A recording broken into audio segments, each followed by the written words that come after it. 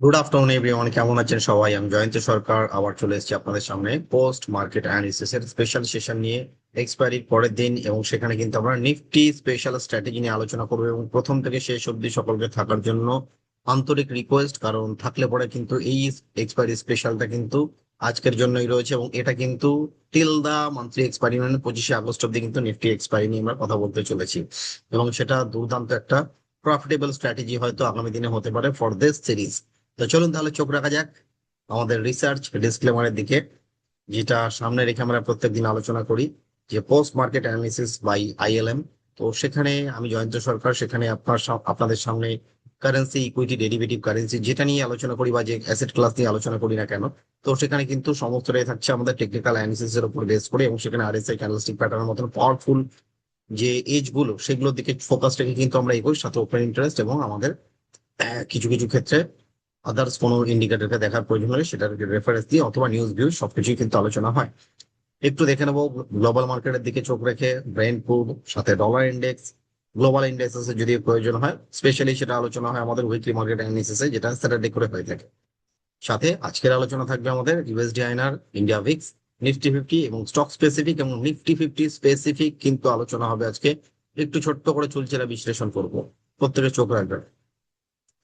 সবার প্রথমে আমাদের সামনে খোলা রয়েছে এখানে ডলার ইন্ডেক্সের চার্ট, যেটি হচ্ছে ইউএস ডলার আপাতত কিন্তু একটা পুল ব্যাকের চেষ্টা করছে উপরের দিকে, বাট সাস্টেন করতে পারছে না, যাচ্ছে কিন্তু শ্যাডো বানিয়ে চলে আছে।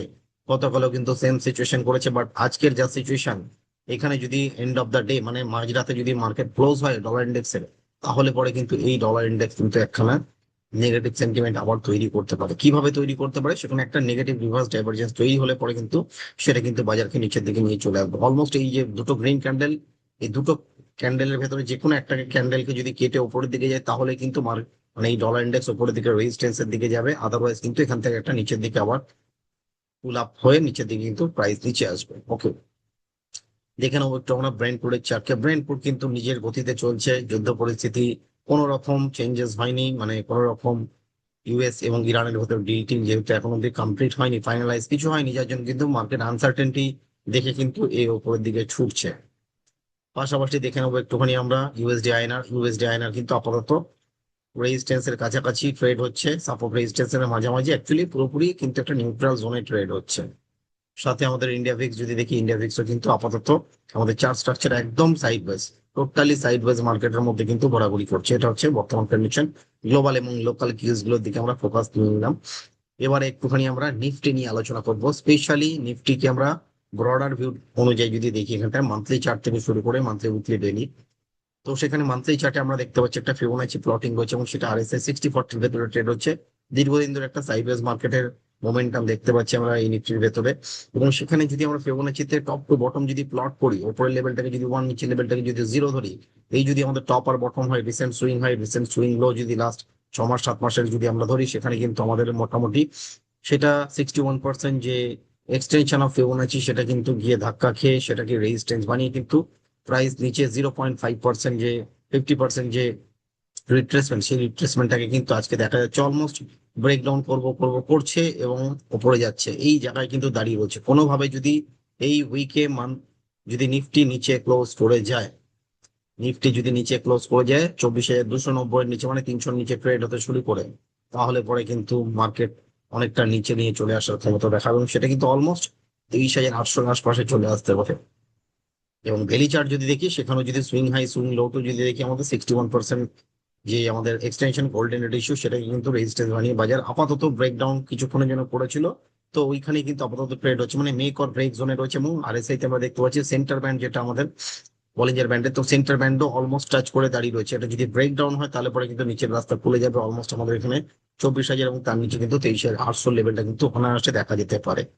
এবং যদি আমরা ওপেন ইন্টারেস্টের দিকে একটু চোখ রাখি, ওপেন ইন্টারেস্ট কি কথা বলছে, 24,000 কিন্তু 95% ওপেন ইন্টারেস্ট দাঁড়িয়ে রয়েছে এবং হাইয়েস্ট ওপেন ইন্টারেস্ট আপাতত 24,300 বা আটকে রাখার কাজ করছে। যদি কোনোভাবে ছেড়ে দেয়, মানে যদি উইক হয়ে পড়ে, তাহলে পরে কিন্তু এখান থেকে লং আনওয়াইন্ডিং হয়ে গেলে কিন্তু এখানে 24,000 রাস্তা খুলে যাবে এবং বাজেট কিন্তু সোজা এখান থেকে 300 পয়েন্ট আরো নিচে। গতকালও কিন্তু আমি একটি নিফটিতে বিয়ার পুট স্ট্র্যাটেজি আলোচনা করেছিলাম, সেখানে 24,450-এর একটি পুট অপশন বাই বলেছিলাম এবং 24,350-এর একটি পুট অপশন সেল বলেছিলাম, সেটি কিন্তু এখনো টিল নাও প্রফিটের রয়েছে। ঠিক আছে, জানিয়ে দিলাম আপনাকে।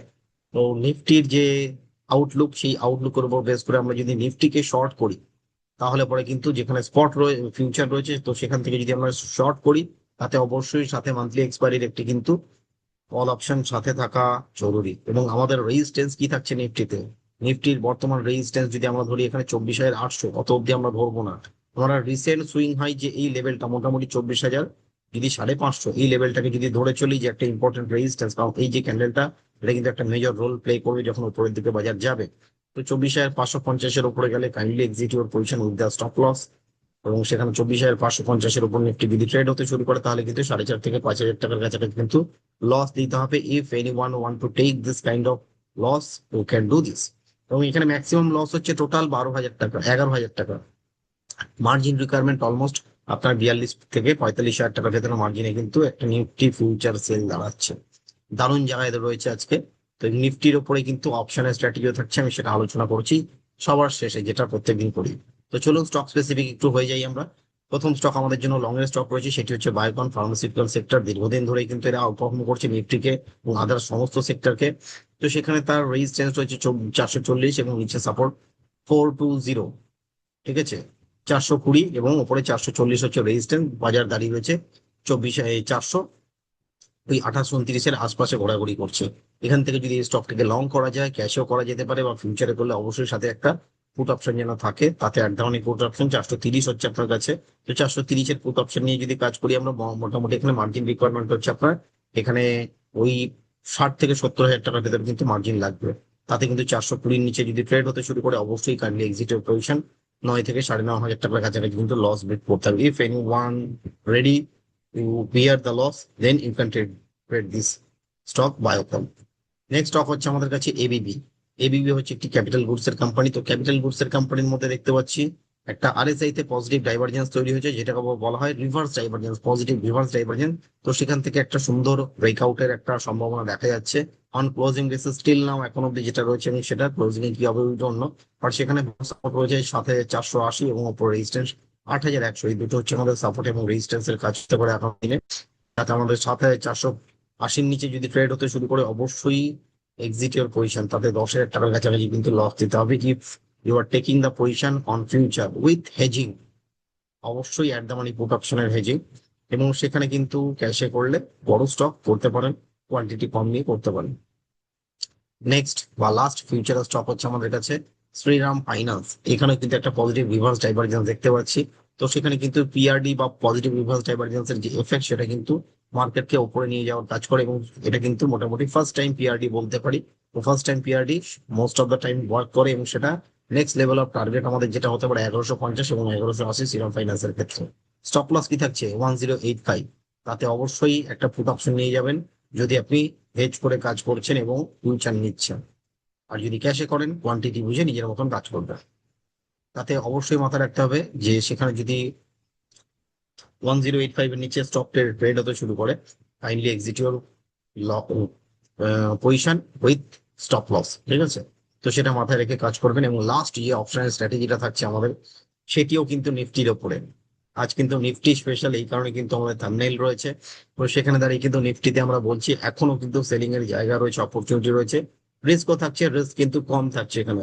2300 টাকার কাছাকাছি রিস্ক থাকছে, 4,200 টাকার কাছাকাছি রিওয়ার্ড থাকছে। মার্জিন অলমোস্ট 35 থেকে 35,000 টাকা মার্জিন লাগছে। তাতে 24,300 call option put option buy থাকছে, 23,000 এবং 24,200 আপনার পুট অপশন সেল থাকছে। এই হচ্ছে আমাদের bear put strategy for Nifty as well as future strategy with hedging on Nifty. ঠিক আছে, ওকে। তো এই ছিল আজকে আমাদের post market analysis Nifty special. Okay, চলুন তাহলে আজকে আমরা এখানে এন্ড করবো। আবার আগামীকাল দেখা হচ্ছে আমাদের পোস্ট মার্কেট অ্যানালিসিস এর এই সেশনে, ঠিক এই সময়। ওকে, চলুন তাহলে। Happy trading, happy investing to everyone. Have a good day to everyone.